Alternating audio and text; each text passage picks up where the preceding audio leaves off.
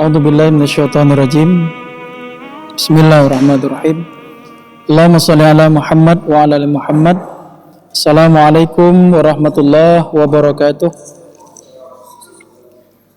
Hamdan wa syukran lillah, salatan wa salaman ala Rasulillah alladzi la nabiyya ba'dah wa la haula wa la quwwata illa billah. Rabbi shrah li sadri wa yassir li amri wahlul 'uqdatam min lisani yafqahu qawli. Subhanaka la ilma lana ma suci Engkau ya Allah. Pada dasarnya kami ini tidak punya ilmu illa ma 'allamtana, kecuali ilmu ya Allah ajarkan, ilmu ya Allah berikan kepada kita. Innaka antal alimul hakim. Sesungguhnya Allah adalah Tuhan yang Maha mengetahui lagi Maha bijaksana.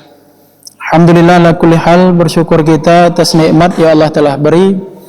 Salawat serta salam tak lupa kita hadiahkan kepada Nabi besar, Nabi junjungan alam, Nabi kita Nabi Muhammad sallallahu alaihi wasallam. Allahumma shalli wa sallim wa barik alaih.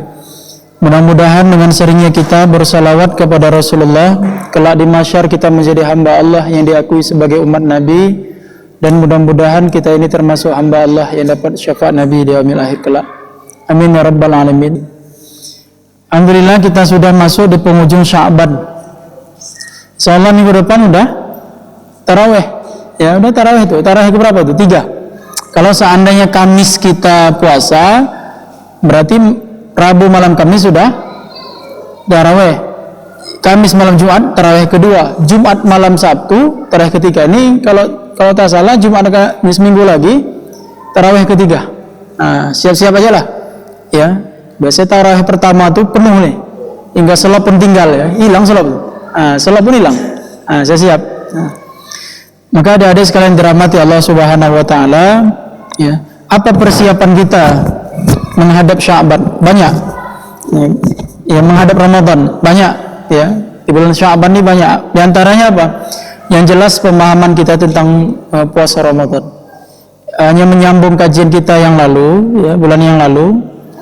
Masalahnya apa? Masalah kitab puasa.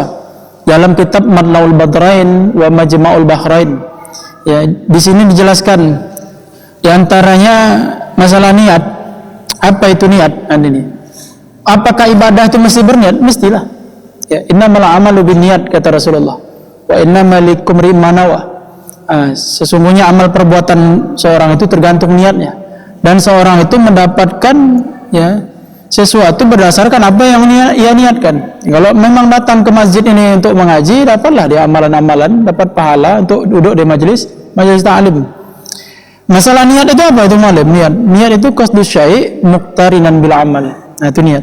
Kata ulama, niat itu adalah memaksudkan untuk sesuatu yang diiringi dengan perbuatan. Jadi harus ada qarinah, indikator, harus ada perbuatan-perbuatan yang mengiringi maksud kita tadi. Contoh saja jauh. Ini contoh ya. Mualim meminum ya. Tapi tak mualim pegang air gelas ini. Tak mualim pegang gelasnya. Tak mualim buka tutupnya. Maka ini bukan niat namanya. Hanya sebatas hajat saja, yang keinginan. Yang namanya niat itu ini contoh. Ini bukan haus, tidak contoh. Ini mualim meminum, ini contoh. Mualim pegang nih. 1 buka. 2, contoh, minum, ya contoh, mau minum, Bismillahirrahmanirrahim, contoh, minum, rasa seprit ya, ini namanya niat, ya begitulah ibadah semua, sholat gitu, usolli fardal aisya arba rakatin, ma'muman lillahi ta'ala, kalau dia jadi makmum, imaman lillahi ta'ala, kalau dia jadi imam, Allahu Akbar. Cuman masalahnya pada niat puasa itu wajib bermalam. Kan itu puasa itu. Ya. Kenapa puasa tidak ketika imsak itu saja niatnya? Sama kalau sholat kan, ketika udah masuk ketika mau takbir kan situ pasang niat. Allahu Akbar. Ya, an-niyatu fi qalbi, maqam niat itu dalam hati. Tapi kenapa puasa itu tak seperti begitu? Kita tunggu waktu imsak. Di situ pasang niat. Kenapa? Kata Syekh Jalaluddin Asyuti dalam kitab Al-Ashbah wan Nazair, bahwa sulitnya orang meletakkan niat puasa, maka diletakkan niat puasa pada malam hari. Itu dalam kitab Al-Ashbah wan Nazair. Kapan kita berniat? Biasanya kalau salat tarawih itu udah ada tuh. Di penghujung setelah salat witir, Apa kata Bilal tarawih? Asyhadu an la ilaha illallah astaghfirullah nas'aluka ridhaka wal jannah wa na'udzu bika min sakhatika wan nar. Allahumma innaka 'afuwun karim tuhibbul 'afwa fa'fu 'anna ya karim. In wasyama rahimakumullah. Apa arti itu? Berniatlah berniatlah kalian, in wasyama, niat puasa, semoga Allah merahmati kalian. Kata si Bilal, mulailah kita pasang niat. Lapasnya apa? Nawaitu sama ghadin an adin fadl syahrin ramadana hadhi sanati lillahi ta'ala. Itu kalau yang hafal. Waktu mualim kecil dulu, mualim sangka niat puasa itu cuma bisik-bisik, karena orang tua tuh gitu dia. Mualim gitu juga, sama dengan kita waktu kecil dulu sholat, Allahu Akbar, tapal Fatihah gitu aja. Nah itu ternyata itu niatnya.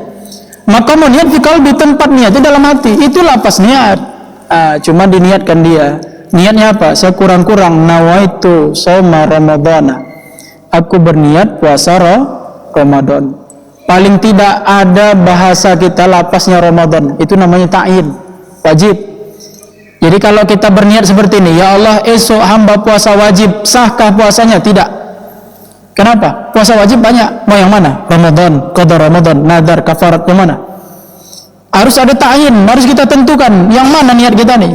Maka paling tidak sekurang-kurang niat puasa Ramadan itu nawaitu sauma Ramadana, aku berniat puasa Ramadan. Sahkah puasanya? Sah. Kenapa? Sah niatnya. Satu, masalah niat. Yang kedua, apakah boleh bagi kita ketika awal Ramadan kita niatkan, ya Allah hamba berniat selama 1 bulan penuh puasa Ramadan? Karena dalam mazhab Syafi'i, satu ibadah satu niat. Itu dia, satu puasa satu niat, kan gitu. Maka tiap malam berniat.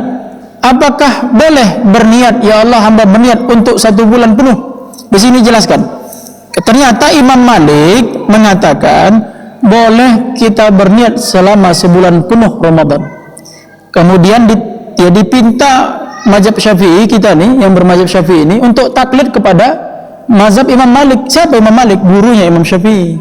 Jadi ulama mazhab itu antara guru dan murid. Abu Hanifah itu berjumpa dengan Imam Malik, tapi Abu Hanifah tidak berjumpa dengan Imam Syafi'i. Kenapa? Abu Hanifah meninggal, Imam Syafi'i lahir. Itu dia. Imam Malik berjumpa dengan Imam Syafi'i, makanya Imam Malik ini gurunya Imam Syafi'i.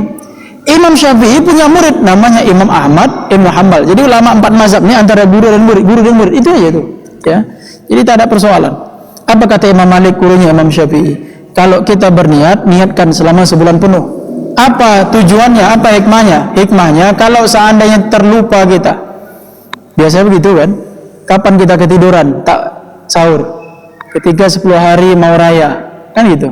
Kalau awal Ramadan tak usah disangsikan, penuh nih kampung layan. Tak saya bilang, tengoklah nanti. Mulailah anak-anak jam 4 subuh diambil kuali mak, ada yang ngambil ember mak, sahur keliling. Ternyata salah sahur. Ternyata yang dibangunkan itu rumah ibu tambunan, anjingnya banyak. Biar tahu aja ada dikejar anjing sama anak-anak tuh. Itu. Kalau di daerah kita nih, kalau udah awal-awal Ramadan biasa tuh terdengar sayup-sayup suara mak-mak nyuci piring tetangga kita. Kapan tuh awal Ramadan? Tapi ketika ada pertengahan Ramadan, perasaan di kampung lain ini cuman kita lah yang berpuasa. Biasa begitu. Senyap, tak ada senyap. Kapan ramai lagi? Ketika 1 Syawal, situ Idul Fitri. Ramai yang tak puasa pun sosok paten. Setel-setel apa? Setel-setel ibadah. Mulailah tuh pagi-pagi yang mana beli baju berukat pakai baju berukat, subuh lagi. Yang pakai baju tili berenda-renda, belampu-lampu semua pakai. Ya. Asal ditanya, "Kemana, Kak?" Raya lah. Ya, raya, Kak. Raya lah. Orang Islam puasa orang nahan kan. Itu banyak. Ini banyak kejadian. Ya. Contoh, ini contoh nih niat. Ada nenek-nenek namanya Wak Jenab, bilang Wak Jenab. Ya. Tiba-tiba Wak Jenab nih ketiduran di muka kompor. Kenapa tiduran? Keletihan. Dapat job masak kue kembang loyang 2 toples besar. Ini Wak Jenab mantap nih. Ya. Tiba-tiba bangun dia jam 7, itu pun dibangunkan cucunya. Nek, bangun nek. Kenapa nenek tidur sini? Astagfirullah, kata Wak Jenab. Tengok jam 7. Allah mak, tak sahur aku, kata Wak Jenab. Jadi tak sahur nenek, tak sahur. Puasa nenek. Ya, berniat nenek tadi malam? Tidak. Jadi tak puasa lah nenek, puasa. Kenapa nenek puasa? Karena di awal nenek berniat untuk 30 Ramadan. Jadi bagi orang yang terlupa niat pertengahan Ramadan atau penghujung Ramadan, sah puasanya walaupun dia tadi malam tak berniat. Kenapa? Karena di awal Ramadan sudah dia pasang untuk puasa full 30 Ramadan. Itulah gunanya, kata Imam Malik. Tapi apa kata Wak Jenab tadi? Aduh, pening kali kepada nenek. Kenapa nek tiduran jam 7? Tolonglah cu, ambilkan bodrek di balik lemari itu. Ambilkan air. Ya, nenek puasa, kenapa minum bodrek? Apa kata nenek tadi? Itulah okenya bodrek, bisa diminum kapan saja. Nah, itu dia. Apa bahaya nih? Ya, akhirnya apa kata cucu tadi? Ala nenek meninggal aja, nenek meninggal. Ya, kaji sesat nenek nih, parah betul kaji sesat nenek. Maka dia ada saudara mati Allah Subhanahu Wa Taala, berniatlah puasa Ramadan, niatkan saja. Sudah. Nah, kemudian apalagi di sini? Ya, kemudian di antara kajian-kajiannya bahwa orang berpuasa itu menahankan dirinya daripada yang membatalkan puasa. Maka wajib dia tahankan apa yang masuk pada dirinya, baik makan dan minum. Kemudian kalau seandainya terlupa atau jahil dia atau tak sengaja, batalkah puasanya? Tidak. Orang yang tak sengaja makan karena lupa, biasanya begitu tuh awal-awal Ramadan tuh. Jadi kalau kalian nanti nampak ayah kalian makan, ya, ayah kalian makan tengah-tengah hari, ambil piring, tak usah kalian tegur. Kenapa? Karena lupa itu adalah nikmat dari Allah Subhanahu Wa Taala. Biarkan aja. Ya, udah ngambil piring dia, makan sepiring, tambah pula tuh, coba. Nah, apa? Mencagil, ya. Udah tambah dia, lewat kalian. Apa kata? Tolonglah buatkan kopi ayah. Buatkan kopi ayah. Menjadi tingkah dia. Udah lupa minta kopi pula. Udah habis minum kopi, bakar rokok Samsu lah sebatang lagi tuh. Parah betul Wak nih. Udah santai waktu barulah ingatkan ya, perasaan subuh tadi ya. Sahur kita sama ya. Tak puasa ya. Astagfirullahaladzim, lupa ya. Coba. Kalau ayah lupa puasa, tak usah gaduh, tak usah ribut. Yang kita takutkan kalau ayah lupa sama mak kita, itu kan. Seminggu tak pulang-pulang dia. Ya. Hati-hati adik sekalian rahmati Allah. Ini yang penting untuk diamalkan ya. Masalah ibadah puasa. Kemudian di bulan Sya'ban ini ya tak banyak sebenarnya untuk dipahamkan, mudah ngerti kita masalah Ramadan ini. Ya terlebih lebih mengqadha Ramadan. Sya'ban ini gunakan kesempatan untuk mengqadha Ramadan kita. Jangan tak diqadha. Orang kenapa tak mengqadha salatnya, tak qadha Ramadan? Kenapa? Karena sampai saat ini ada orang berkeyakinan Allah itu tidak minta hutangnya. Kita berhutang pada Allah, itu dosa kita pada Allah. Maka kerjakan. Kewajiban kita kepada Allah itu. Ada hutang solat, ada qadha solat kita tak bayar, berdosa kita tuh. Ada qadha puasa kita tak kita bayar, tak kita lunaskan, berdosa kita tuh. Maka selesaikan, ya. Kenapa? Itu dituntut Allah. Lewat apa dituntut Allah? Dengan kehidupan kita. Kadang kita tak sangka-sangka sampai saat ini Allah susahkan hidup kita, Allah tak ijabah doa kita. Kenapa? Karena diantaranya mungkin bisa saja ada kewajiban kita kepada Allah yang kita tidak tunaikan. Kan gitu masalah. Sampai saat ini ada doa yang tak dijawab Allah. Mungkin ada hutang puasa tak bayar. Mungkin ada qadha salat yang tak kita tunaikan. Itu masalah. Maka kerjakan Sya'ban. Amalan apa yang baik di bulan Sya'ban? Di antaranya apa? Memaafkan orang. Ya, minta maaf tu jangan raya-raya. Minta maaf tuh walaupun tidak ada larangan meminta maaf ketika hari raya, cuman etikanya minta maaf itu jangan ketika Syawal. Ya, ketika sebelum Ramadan itu minta maaf. Kenapa minta maaf? Karena memang mau bersih kita. Ya, maka kata Jibril alaihissalam, Nabi Muhammad ketika mau khutbah Idul Fitri 1 Syawal, turunlah malaikat Jibril alaihissalam. Apa kata Jibril? Muhammad, tolong aminkan. Aku mau berdoa. Iya Jibril, nanti ku aminkan, kata Nabi Muhammad. Ketika Rasulullah naik di atas mimbar, apa kata Jibril alaihissalam? Ya Rabb, jangan kau terima ibadah puasa dan ibadah lainnya bagi hamba engkau yang melawan orang tuanya. Jangan kau terima puasanya ya Rabb. Apa kata Nabi? Amin, kata Nabi. Maka kita hari ini sebagai anak, kita kan anak semua nih. Kalau ada hidup ayah mak kita atau salah satunya, minta maaf. Kadang mak tu memang tidak bicara langsung, tapi dipandangnya aja gerak-gerik, ya, langkah dalam kehidupan kita nih. Jadi pandangan mak, hati-hati, keramat hidup tu jaga. Selagi hidup mak tu jangan sakiti hatinya. Ya, selagi hidup orang tua tu jangan sakiti hatinya. Kenapa? Kalau kita lengkap mak ayah kita, keramat hidup luar biasa. Tak payah minta doa sama siapapun. Cukup dari mak ayah kita luar biasa. Apalagi ditambah dengan doa-doa orang-orang saleh. Lengkap semua hidup kita. Ya, jadi jangan lawan mak. Sakit susah. Ya, kalau udah melawan mak, tak Allah terima amal ibadahnya selama Ramadan. Walaupun 10 kali khatam Quran, tapi mak ayahnya, ya, mak ayahnya durhaka dia, dilawannya mak ayahnya, maka tak Allah terima amal ibadah, terutama puasanya. Bayangkan, ya, kita kadang berlomba-lomba membaca Al-Quran, tapi kita abai terhadap kebutuhan-kebutuhan mak ayah kita. Silakan baca Al-Quran, tapi selesaikan dulu cucian piring di dapur. Silakan baca Al-Quran, ya, tapi selesaikan dulu cucian di piring di dapur. Jangan pula pas baca Al-Quran mak terpeki di sana. Jenab kata mak tadi, ya mak, ini cucian piring sana, nanti dulu mak. Sampai cucian sahur tu, sampai nanti dicuci dia kapan? Nanti nak buka puasa dia. Nah, itulah dia. Ya, kemudian apalagi, ya Rob, jangan kau terima ibadah seorang hamba itu, ya. Jangan kau terima puasanya bagi orang, ya, bagi istri yang durhaka kepada suaminya. Nah, kalian nanti kelak jadi istri, ya, banyaklah beramal soleh, banyaklah berbuat kebaikan untuk suami. Yang namanya suami itu wajib dipatuhi. Bahkan kata Nabi, kalau seandainya manusia boleh menyembah manusia, aku perintahkan istri itu menyembah suami. Tapi ini diamalkan orang India, dari India tuh. Asal jumpa, walaupun bukurek-kurek kaki laki, tetap sentuh. Kalau kan jijik loh, dipijak pun tahu tuh kan. Nah, walaupun bukurek kaki laki ya, pegangnya. Nah, itu di India. Makanya Mualim pindah dari India, tinggalkan pelayan. Nah, ya, kenapa? Karena memang begitulah adat orang India tuh. Dia sembah suaminya. Suami itu kayak dewa. Gitu. Nah, kalau kita tidak lagi tuh. Cukup layani suami dengan baik. Ya. Caranya bagaimana caranya? Kalian yang gadis-gadis ini latihan, ya, melayani suami itu dari cara kalian melayani ayah kalian. Itu dia. Latih diri. Ayah tuh layani. Jangan mau kalah. Makanya Fatimah anak Rasulullah, itu Nabi Muhammad manggil Fatimah itu bukan Fatimah, ya umma abiha, gitu. Hai ibu ayahnya, hai ibu ayahnya. Kenapa? Fatimah itu melayani Nabi itu sama seperti ibu melayani anaknya. Maka Fatimah dipanggil Nabi ya umma abiha, hai ibu ayahnya. Kenapa? Luar biasa betul pelayanan Fatimah kepada Nabi Muhammad itu seperti laksana emak melayani anaknya. Begitu. Ya umma abiha.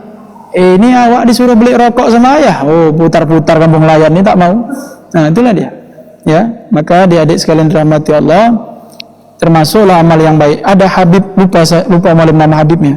Itu yang nyuci baju ayah maknya Habib itu, tak dikasihnya istrinya yang mencuci baju orang tuanya. Bayangkan tuh. Ada seorang Habib di Indonesia nih. Dia kalau nyuci, dia cuci baju pakaian ayah maknya. Kenapa? Tak dikasih, karena ini bentuk pengabdian dia kepada mak ayahnya. Kalian gitu, ya. Jangan mau kalah. Amalan yang baik cuci baju ayah mak. Supaya apa? Terbiasa melayani ayah, akhirnya terbiasa melayani suami nanti. Nah, itu dia. Jadi jangan ada kata emansipasi. Nyuci itu kan bukan urusan kami lagi ya. Masak itu bukan urusan kami lagi ya. Iya sekarang. Nanti kan kalian bersuami nanti. Jangan bilang, ya, kan ada di TikTok tuh. Biasa tuh, belajarlah agama sampai kalian paham bahwasanya menyuci adalah kewajiban suami. Cuy. Nah, ya, masak adalah kewajiban suami. Meres rumah kewajiban suami. Jangan begitu. Nanti betul-betul diamalkan laki awak nanti. Bang, adik mau nikah sama bang, karena adik yakin dalam pemahaman agama. Tak wajib bagi aku bang nyuci, tak wajib masak, jadi tak wajib nyapu rumah. Apa kata suami? Jadi tak mau kau masak nih, tak mau kau nyuci, tak mau, ya, tak mau kau ngurus rumah, tak mau. Apa kata laki? Oke, fix, gitu. Ya, thank you, gitu. Besok dibawanya bini barunya. Dek, kenalkan dek orang rumah baru. Maksud kau apa bang? Kau kan bilang kan tak mau masak, ini mau masak. Kau bilang ngurus rumah tak mau, ini mau ngurus rumah, ya. Kau bilang masak-masak urusan dapur nyuci tak mau. Ini mau nyuci. Menggigil. Apa lagi? Telentang telungkup lah kemasukan. Maka adik-adik sekalian rahmati Allah, jangan begitu ya. Itu sebenarnya itu memang pada dasarnya itu kewajiban suami. Tapi di dalam kitab Al-Fiqhul Madhahibul Arba'ah, Al-Fiqhu ya, ala Madhahibul Arba'ah yang dikarang oleh Syekh Abdurrahman Al-Juzairi, bahwa ya kiswatuhunna, apa itu malim? Pakaian istri, wa buyutihinna, rumah istri, wa an'imuhunna, makanan-makanan istri. Memang pada dasarnya kewajiban suami. Tapi ini kembali kepada uruf. Itulah dia. Uruf di Kampung Layan nih, di Medan Labuan nih, biasa bagi istri itu masak, maka masaklah. Kenapa? Dengan masakan suami ikhlas kita. Dengan menyuci pakaian suami ikhlas kita. Dengan mengurus rumah suami ikhlas kita. Itu ladang amal. Maka paling mudah istri masuk surga. Berapa banyak? Bayangkan ada Siti Muti'ah. Kata Fatimah begini, ya Rasulullah, wahai ayahku, kata Fatimah, siapakah wanita yang pertama kali masuk surga ya Allah? Nah, itu kan sering diceritakan. Dalam hati Fatimah, maknya Khadijah yang pertama kali masuk surga. Ternyata yang keluar dari mulut Rasulullah bukan nama Khadijah. Nama siapa? Muti'ah. Muti'ah ya Rasulullah, Muti'ah. Apa amalnya Rasulullah?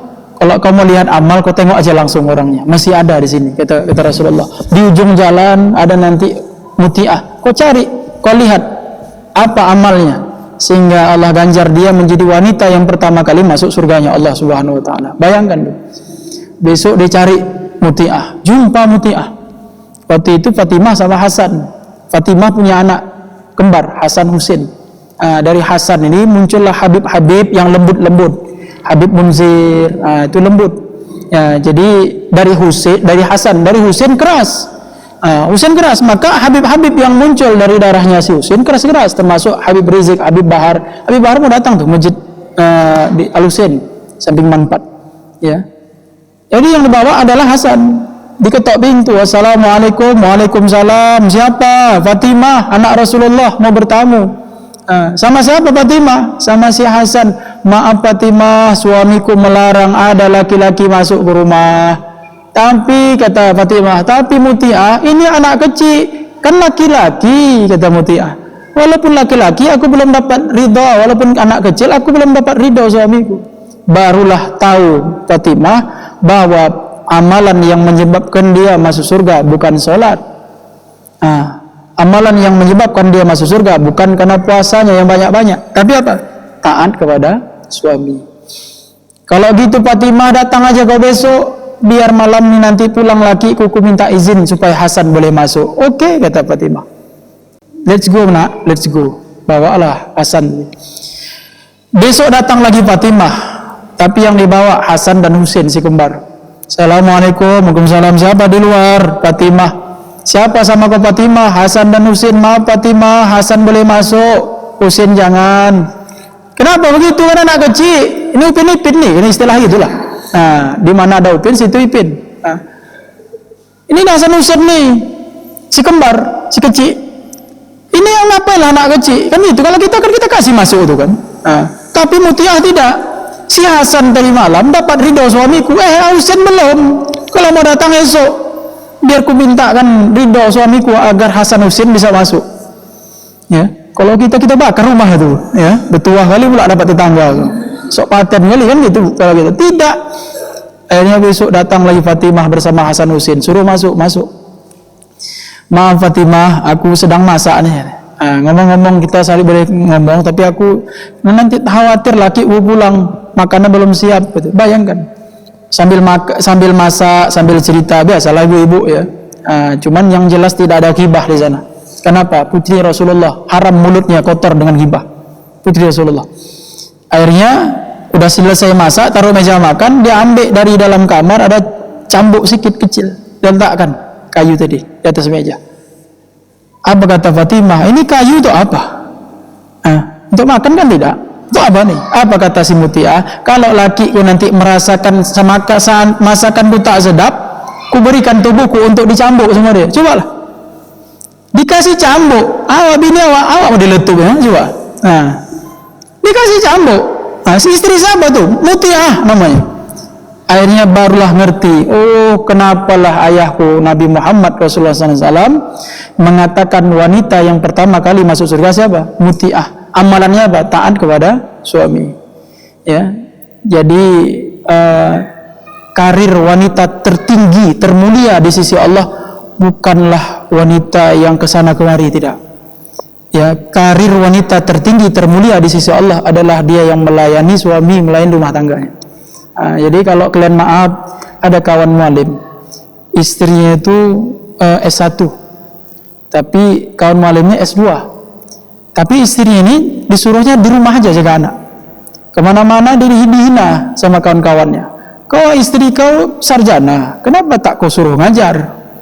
Kenapa kau suruh berkarir? Malahan kau suruh mengabdi di rumah. Dianggap hina ibu rumah tangga. Tidak. Ya, karir tertinggi perempuan itu ibu rumah tangga. Ya, karir tertingginya. Kenapa? Coba bayangkan, siapa yang kerja tak dapat gaji?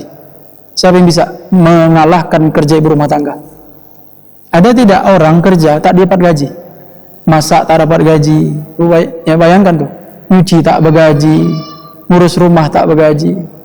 Ya, lagi enak-enak sholat apa kata anak mak, cebok mak. Udah dicebokkan yang satu, ya ayahnya pula ngomong, dek cebok dek, apa kata bini bang mati lah kau bang, ya kau pula nak ikut anak kita bang, macam kalau udah laki, itulah karena menikah sama laki penyabu gitulah kadang, merasa anak kecil, cebok minta ceboknya, tunjangan ke kanal lu baru tahu, ya, tuh, udah elok-elok, bayangkan mengurus anak tak digaji, siapa yang punya kerja? Ibu rumah tangga. Maka kalau udah itu judulnya, maka gunakanlah fasilitas yang Allah berikan nih.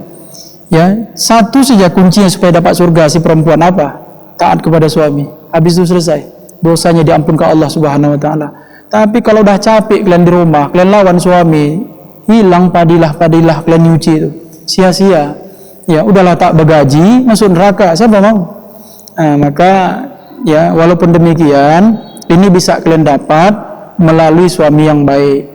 Ya, suami, maka pilihlah, carilah suami yang baik. Walaupun kata orang sejelek-jelek laki-laki itu memilih, bukan berarti kalian tak memilih. Kalian boleh memilih. Ya, kalian tuh memilih juga. Ya, tak mungkin kalian yang menyabu kalian terima. Kalian carilah yang imam-imam masjid. Akhirnya gara-gara ceramah malam ini semua jadi imam orang. Ya, muazin. Alhamdulillah sholat Jumat tadi cantik-cantik azan Jumat. Untunglah azan Jumat tadi tak silap orang nih. Sempat di ujung azan tadi berbunyi as-salatu khairum minan naum. Dipecat terus hari itu juga jadi muazin Jumat. Nah, ini ya keseluruhan azan tadi.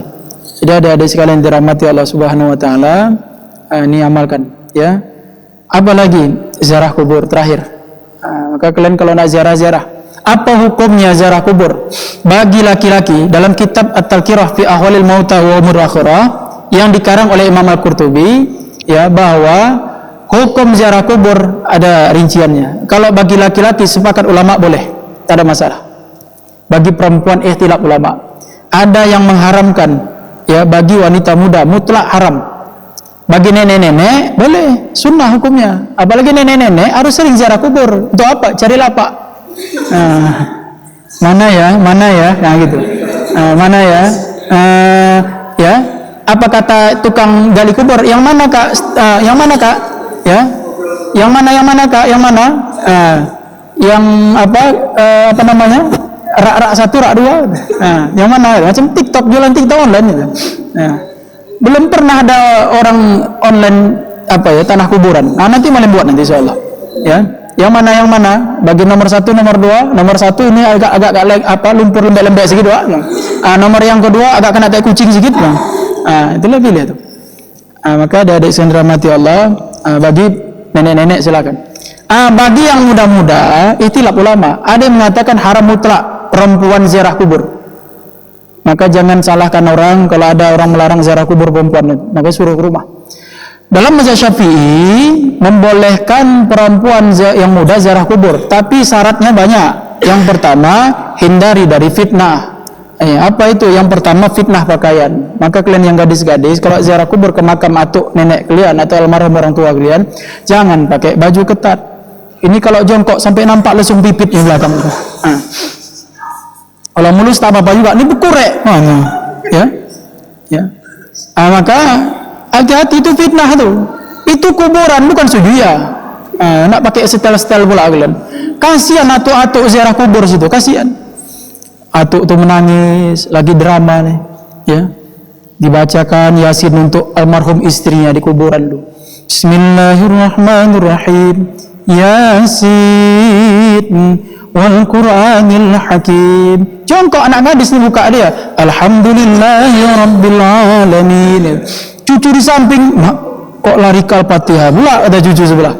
Rupanya nampak belah daduk kakak tu belakang. Nauzubillah min dzalik. Itu masalah. Ya. Nah, kemudian hindari diri dari fitnah. Yang kedua, harus bersama mahram atau jangan bersama yang bukan mahramnya. Nah, maka kalau seandainya pagi ramai, ambil siang, siang ramai, ambil sore, sore ramai, jangan ambil malam. Yang pandai-pandaian. Ini habis sembahyang Isya pakai telekung lagi. Dibantai akak tu ziarah kubur malam-malam sembahyang Isya. Pakai telekung tengah-tengah kuburan, menjerit orang, kuntilanak ada orang tu kan, lain jadi. Jadi hati-hati, jangan bersama yang bukan mahram kita, sama mahram. Kemudian apa lagi? Kata Imam Ahmad bin Hanbal di dalam kitab, ya dinukil di dalam kitab At-Tadhkirah, idza dakhaltumul maqabir faqra'u bi Fatihatil kitab wal mu'awwidzatain wa qul wallahu ahad waj'alu dzalika lil maqabir fa innahu yasillu ilaihim. Apabila kalian masuk daerah pekuburan, kata Imam Ahmad, murid Imam Syafi'i, maka bacalah surah Al-Fatihah. Itu dia. Kenapa orang dulu melarang perempuan haid ke kuburan? Bukan karena tak boleh masuk kuburan. Wanita haid hanya dilarang masuk masjid. Kenapa dilarang wanita haid ke kuburan? Jawabannya, kalau kita ziarah kubur, kita bawa oleh ziarah itu artinya mengunjungi. Bayangkan kalau kita mengunjungi rumah kawan, tidak ada apa-apa kita bawa. Bahkan kawan itu pula yang mengeluarkan kopi, mengeluarkan gula. Terakhir apa kata kawan tuh, besok tak usah kau datang lagi. Gara-gara kau 1 bulannya aja udah 1 goni dah tuh gula tuh. Dia aja pula datang. Ya. Bawa oleh-oleh. Apa oleh-olehnya? Kalau orang mati, oleh-olehnya bukan dimsum. Tak pakai dimsum. Oleh-olehnya apa? Doa dan sedekah. Doa dan sedekah dan baca Al-Quran. Maka orang ke kuburan, dia sunnah baca Al-Quran. Boleh. Saya bilang tak boleh. Ya, makanya karena bolehlah Imam Ahmad mengatakan kalau masuk kuburan, kalian ziarah kubur, baca surah Al-Fatihah. Wal mu'awwidzatain, qul a'udzu birabbil falaq, qul a'udzu birabbin nas. Wa qul huwallahu ahad, baca qul huwallahu ahad. Ya. Waj'alu dzalika li'al maqabir, maka sampaikanlah, niatkan ya Allah, bacaan hamba ini sampaikan kepada almarhum ayah hamba dalam kubur. Fa innahu yasillu ilaihim, maka yang dibaca kata Imam Ahmad sampai. Kalau tak percaya meninggal dulu. Nanti malam kirim Fatihah, kalau sampai miss call. Nanti malam kasih nomor WA. Assalamualaikum, waalaikumsalam. Siapa nih? Ini anak kate malam, anak remaja Masjid Al-Muhajirin. Semalam yang meninggal semalam malam. Terus masalahnya malam kirim Fatihah semalam, sampai malam. Alhamdulillah.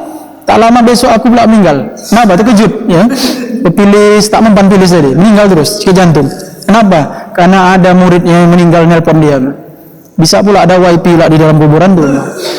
Tak siapa punya kerja, ya, bawa api pula.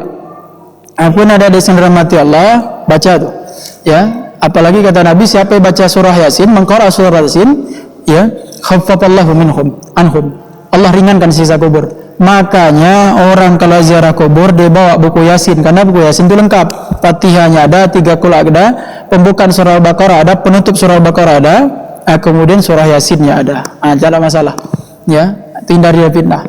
Habis itu pulang, tahu usah banyak drama, tahu usah ajak cakap lagi yang meninggal loh. Ini kadang akak itu punyalah juga. Baru 1 tahun menjanda, 1 tahun meninggal suami, dia ajak cakap, bang apa kabar bang? Pegang batu nisan suami. Ya Allah bang, baru setahun kau meninggal bang, sedih rasa kami bang, masa kehilangan, sunyi kali di rumah tu bang. Tapi walaupun begitu bang, alhamdulillah anak-anak sehat bang, tapi ada masalah nih bang. Ya, anak-anak mau sekolah tak ada duit bang, berapalah bang upah jual dimsum bang, tak cukup untuk biaya anak. Ditambah lagi bang, dapat PKH tak cair bang. Sedih adik bang, ya Allah bang. Kalau dulu bang PKH kita cair bang, karena Keplingnya saudara kau bang. Kalau tahun ini bang Kepling udah banyak diganti Pak Bobi bang, bukan saudara kau lagi. Tak ada bang, susah kali, sesak kali aku di atas nih bang. Apa kata laki di bawah, aku lebih parah lagi nih gitu. Ya, kau cerita PKH di atas, aku pula dibijak-bijak sama malaikat nih. Kau tak percaya kau roker kita. Aku di atas kau di bawah, dia tahu kau kata laki tadi. Jadi kalau udah orang yang mati ini, tak usah diajak ngomong lagi, dia pun susah kita susah dia lagi. Ya, apalagi jomblo-jomblo nih. Ya, ziarah kubur ke makam neneknya, nek betul lah nenek bilang nek. Apa kata nenek dalam kubur, kepala otak itu kata nenek. Ya, aku dihajar malaikat, kau pula cerita jomblo, cerita cewek pula kau di atas gitu. Maka hati-hati adik-adik rahmati Allah Subhanahu wa taala. Ya, ziarah kubur tak masalah. Kenapa? Yang dipinta roh, doa dan sedekah, amalkan. Apa bisa sedekahkan. Alhamdulillah program remaja masjid kemarin ada bubur gratis ya. Alhamdulillah. Cuman berapa Jumat ini tunggu nih. Saya bilang mana bubur? Tak ada bubur. Ya, mudah-mudahan nanti ya jadi program lanjutan. Nanti sekali jangan bubur ayam penyet. Insya Allah penuh masjid nih. Tak percaya gila, tengoklah nanti. Ya penuh masjid nih. Apa lawaknya ayam penyet? Wah subuh ramai macam Jumat. Ya, tapi habis itu udah miskin terus awak terus. Ya, bayangkan nak berapa ratus orang kasih ayam penyet, satu bungkus paling tidak 10.000 12.000 kali kan lah tuh. Apa tak telentang telungkup, tak jadi kawin abang. Ya modal nikah yang penyet. Jika ada yang rahmati Allah, tapi walaupun begitu tak usah takut, janjinya Allah pasti ada tuh ya. Mudah-mudahan Allah mudahkan urusan kita, Allah terima amal ibadah kita, Allah panjangkan usia kita hingga Ramadan. Mau Allah panjangkan sampai Ramadan, sampai Ramadan aja, malam raya meninggal ya. Mudah-mudahan berkah ya. Yang benar dalam kajian ini datangnya dari Allah, yang tidak benar murni kelemahan kedaifan ilmu saya. Kalau ada cakap yang ini merasa minta maaf kepada Allah, mohon ampun.